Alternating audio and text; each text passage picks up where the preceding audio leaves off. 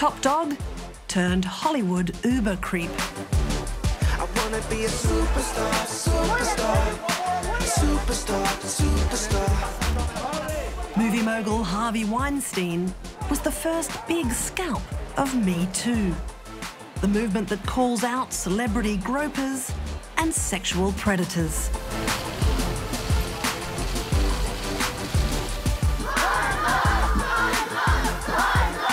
Me Too took off around the globe until it met the French resistance. More than 100 high-profile women who signed the famous Le Monde letter, defending the right of men to pester women.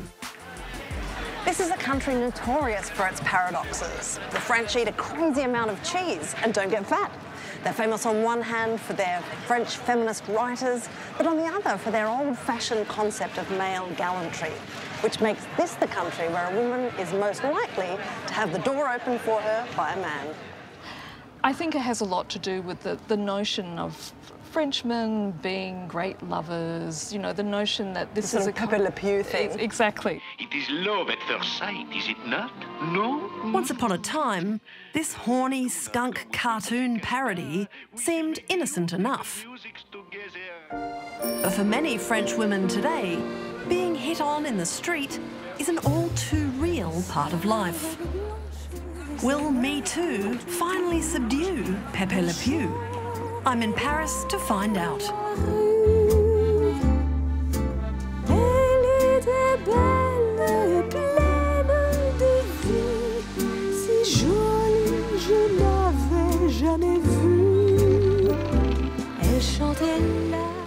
I'm on my way to meet a slightly controversial woman and one of the signatories to that Le Monde letter. Il y en avait un qu'on avait prévu avec Marie-Laure. Brigitte Lahaye is a well-known French radio host, running talkback about sex and relationships.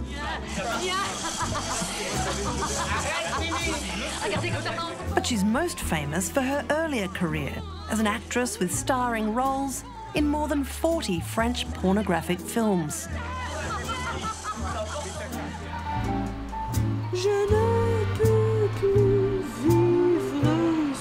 We're meeting at La Musardine, a famous erotic bookshop. Oh, Brigitte! Nice to meet you. Annabel, enchantée. I want to know why she signed that letter and what she thinks French seduction is all about. Alors, la séduction à la française, pour moi, c'est vraiment rendre hommage à la féminité.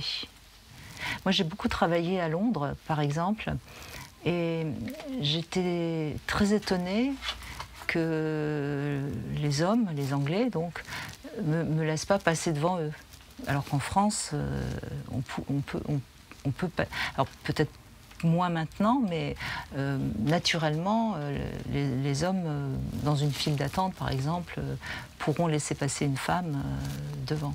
C'est ça la séduction à la française, c'est une sorte d'hommage, et notre féminité nous autorise, c'est une sorte de passe-droit, notre féminité.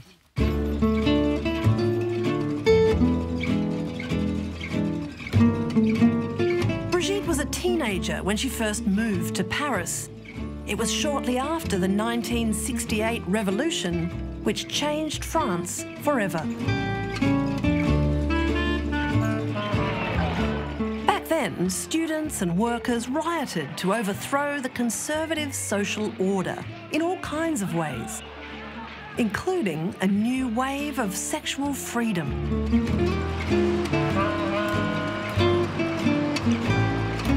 Il y avait quand même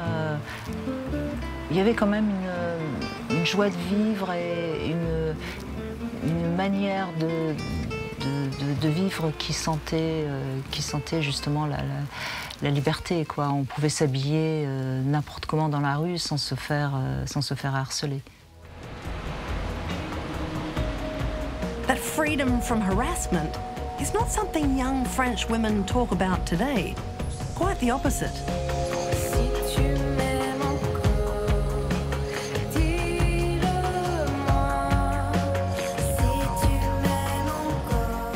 not you believe in the Frenchman's right to pester, there's little doubt that it's widely exercised here in Paris.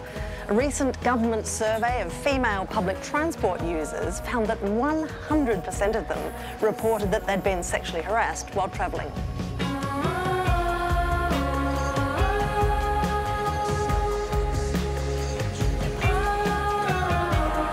I'm going to meet one of France's most passionate young YouTube stars, Marion Seclin.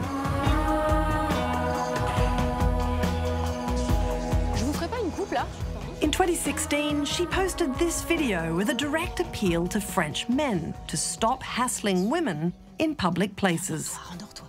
Même si tu es gentil, même si tu aimes ta maman et toutes les autres femmes sur Terre, même si tu es respectueux, même si tes intentions sont louables, même si tu récites du Baudelaire, même si tu es désolé de les déranger, tu les déranges si tu les interpelles dans la rue. The video went super viral, but Marion received death threats and stopped counting the abusive comments when they passed 40,000. When French women step out on the streets, do they make plans? Like, do they wear something to try and make it less likely that they'll be bothered? Like, does that happen? Yes, it does. It actually is way more like weirder than this. It's that they will wake up in the morning and ask themselves, what will I wear today? Because what will the weather be like? So that's a question everyone asks themselves. But also, what neighborhood am I going through, and at what time am I going to be back home, and can I afford a Uber or a taxi or anything? Because they know this is going to happen. This is something pressuring them. It's something that you know is going to happen, you just don't know where, when, or what. So you're kind of thinking as a woman, let's make it that it does not happen to me today. So it's like a strategy for damage control. It is. Right. So this fact that we have on our mind a load superior than boys, than just the weather, is something that disturbs me a lot. And this is why I made the video. It's that... Can you look at a guy on the street and know that that's the guy that's going to come and say something to you? No, you can never know. Right. It's like, surprise. I'm that guy. Yeah, you don't know.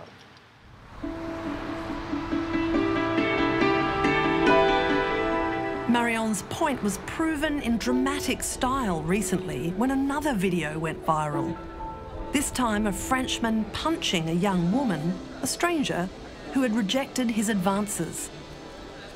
This doesn't look like the kind of equality envisioned by the protesters of 1968.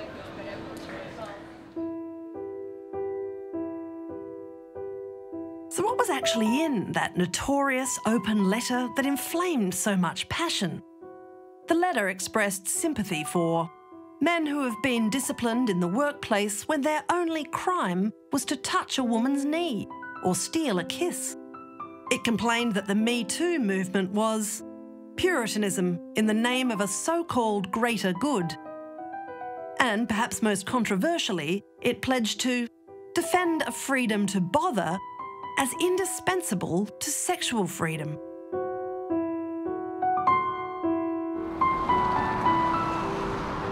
The signatures of screen goddesses Catherine Deneuve and Brigitte Lahaye added heat and star power to the mix. But much of the actual writing was done by this woman, scientist and philosopher Peggy Sask. Peggy, bonjour. Bonjour, Annabel. She says it was a response to the excesses of the Me Too movement and its French equivalent, balance ton porc, which translates to call out your pig. Il ne faut pas revenir à des logiques moyenâgeuses qui est de la réputation, de l'ostracisme. Je veux dire, ça, on sait que ça ne marche pas, en fait. On sait que ça fait des chasses aux sorcières, on sait que ça fait énormément d'abus, de gens qui sont accusés à tort, etc. Extrêmement nocive. On sait qu'elle est nocive. Il y a eu des exemples dans l'histoire. L'histoire regorge d'exemples très mauvais là-dessus. Et donc, non, n'allons pas dans cette direction, en fait. Peggy, do you think that the relations between men and women in France are different from other countries in the world? J'ai l'impression, en tout cas, que les relations hommes-femmes en France sont peut-être plus simples, dans le sens où elles sont plus... Voilà, on est comment dire, il y a plus de bon sens, enfin, il y a plus de, voilà, de simplicité, peut-être moins de peur aussi. Il ne faut pas qu'on prenne comme exemple le puritanisme américain où, en fait, on considère que par défaut, la relation homme-femme, justement, a un problème et qu'il y a forcément un dominé et un dominant, alors que les choses sont beaucoup plus complexes et se jouent, en fait, à des niveaux individuels.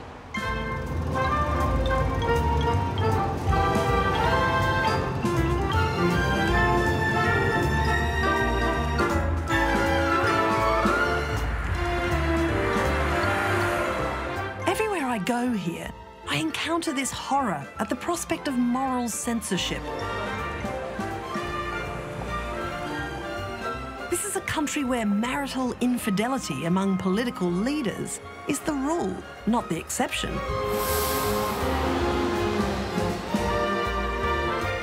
Emmanuel Macron is reportedly faithful to his wife, but he's the first French president in 50 years of whom this can be said. Je crois que ce qui est important à comprendre, c'est que, bien sûr, il y a une transgression et une libération sexuelle particulièrement importante en France. Un homme qui a beaucoup d'aventures, ça n'a rien de choquant que dans les autres pays. Je pense que c'est plus notre érotisme et notre culture qui fait qu'on va être très indulgent sur les frasques d'un homme politique.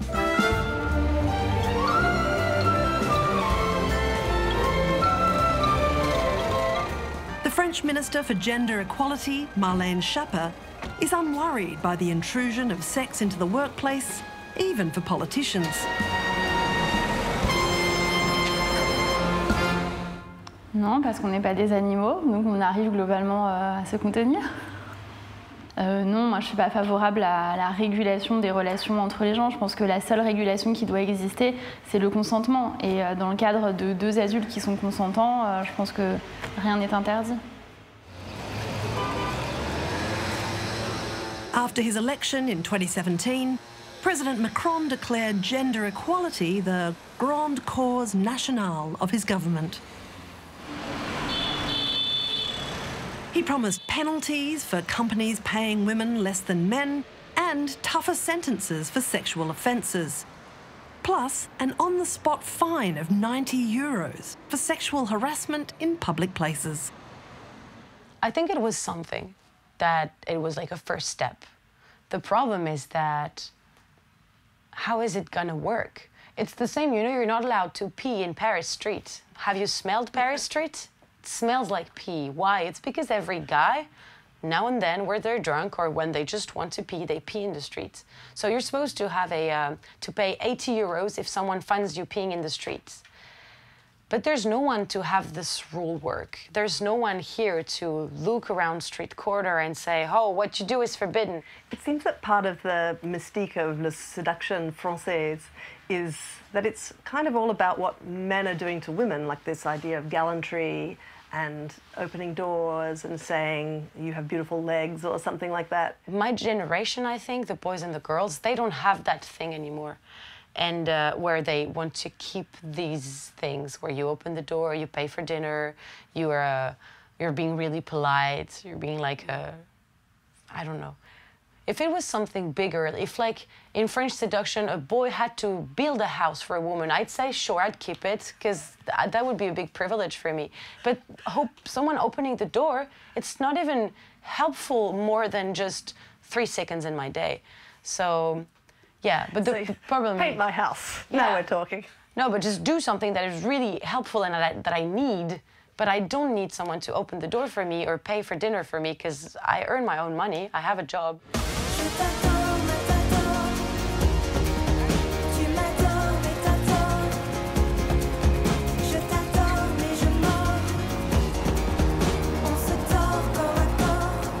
So how are young French guys dealing with Me Too? And will the new laws really cramp the average Frenchman's amatory style? Risking a €90 fine, I've approached some Frenchmen and invited them for lunch. Meet Victor, Xavier and Arnaud. girls prefer to meet someone in the streets. Right. Because there is something magic. I think in everybody's imagination, it's like something very romantic to be approached and like, oh, you look beautiful, or I'd love to offer you a drink, and that's so lovely. And I think in everybody's imagination, you want to meet the princess or the prince that would, you know, see you wherever no one sees you, you know. Yeah.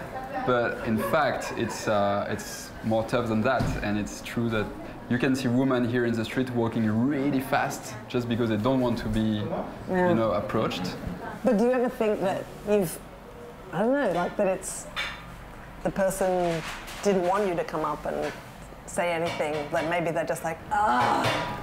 Yeah, but don't you even like, if someone walks to you and tells you like, can I buy you a drink, you're beautiful, you say no. Right. You say peace off. But inside yourself you'd be happy, no? That someone walked to you and say, wow, he liked me. Not necessarily, because maybe for a lot of women that happens to all the time, they find it hard to have to deal with that all the time and to make the response and like, ugh. They don't maybe want to go and have a drink or be even told what they look like. I don't know, I think women often get told what they look like either positively or negatively all day long, and maybe sometimes they get sick of it. But in fact,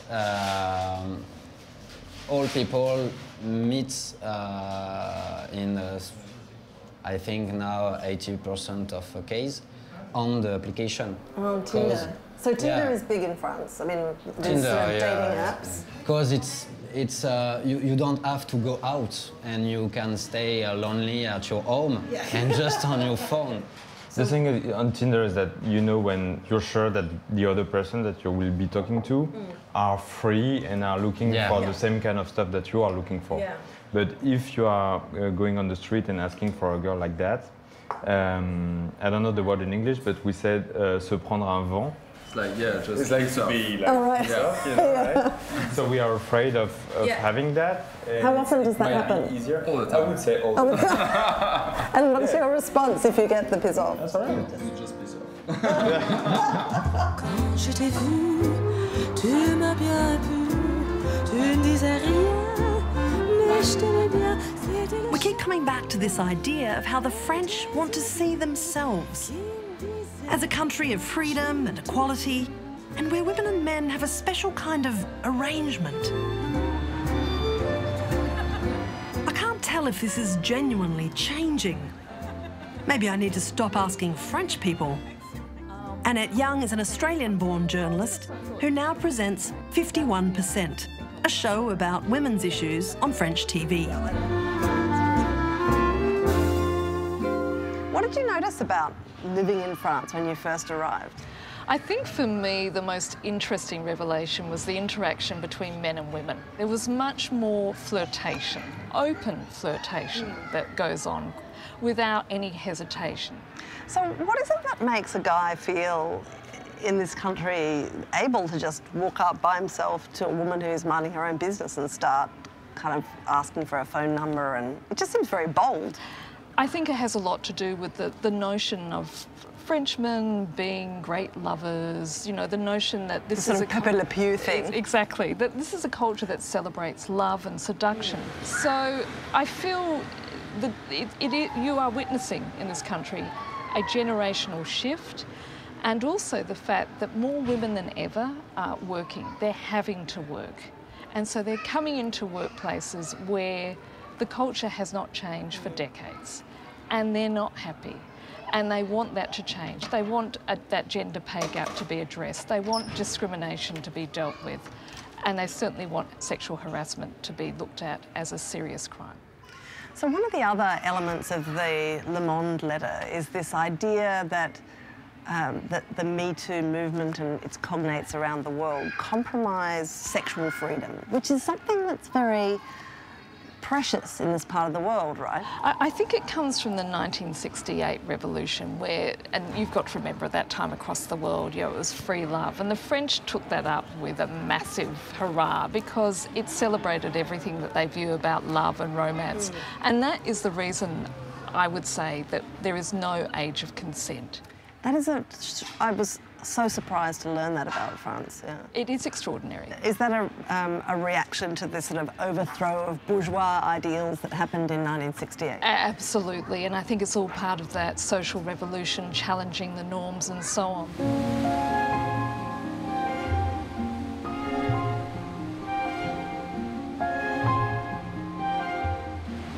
In May, the Macron government attempted to legislate 15 as the legal age of consent in France, meaning that sex with a child below that age would automatically be classed as rape.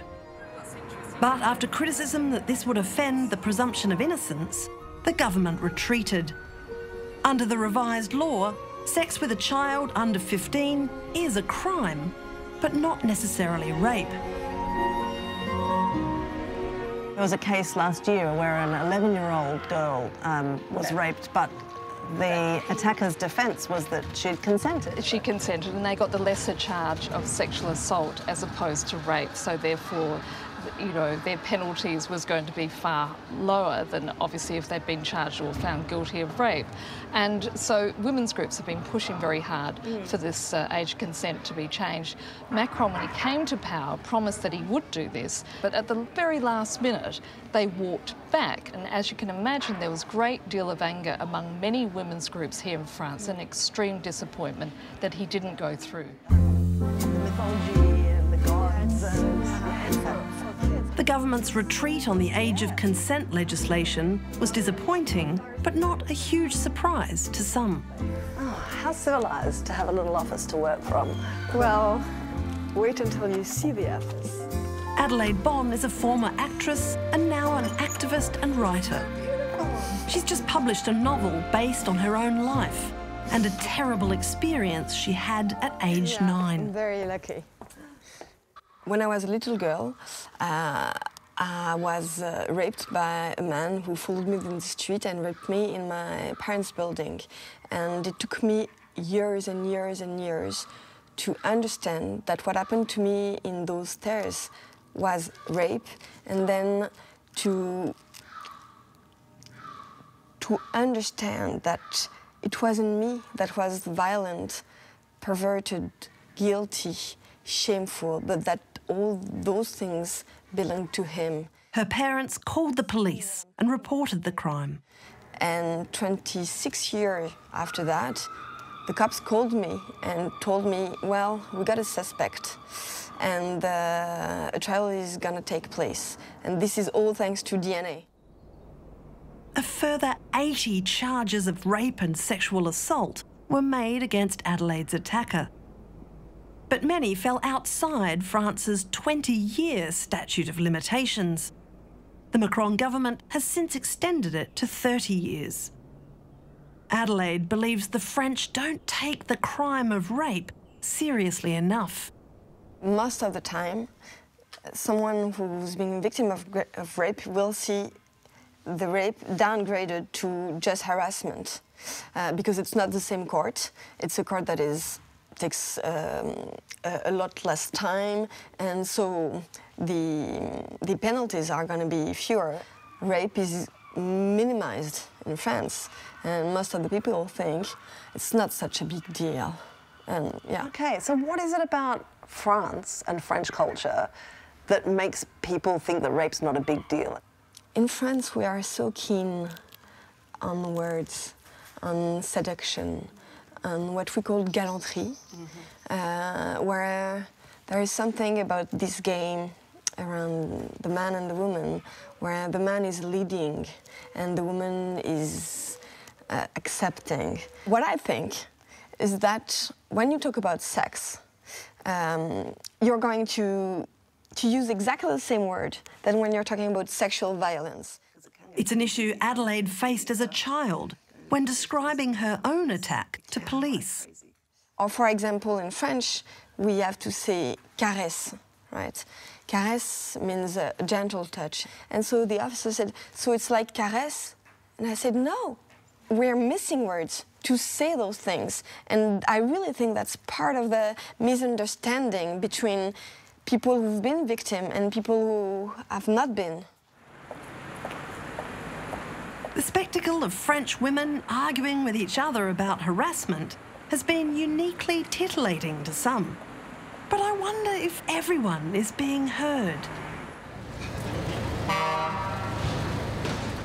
On the outskirts of the city lies the working-class suburb of Seine-Saint-Denis.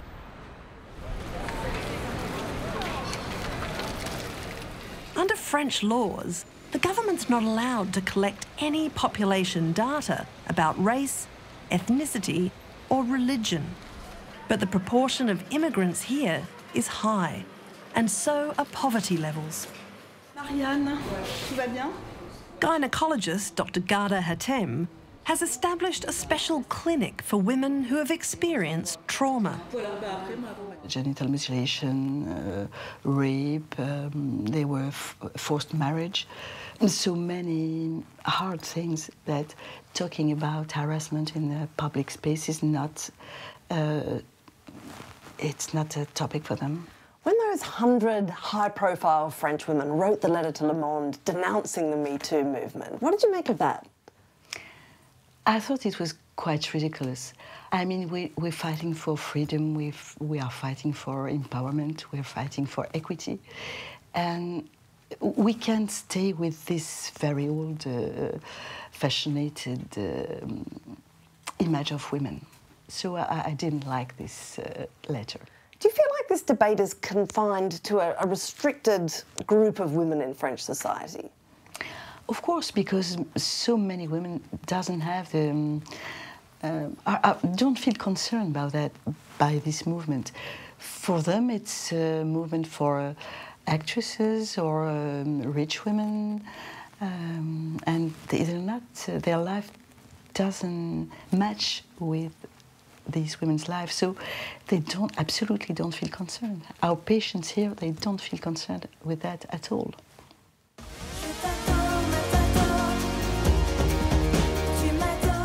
The international shout of protest that is the Me Too movement has meant different things to different people. For some, relief. For some, fear. And for others, nothing at all.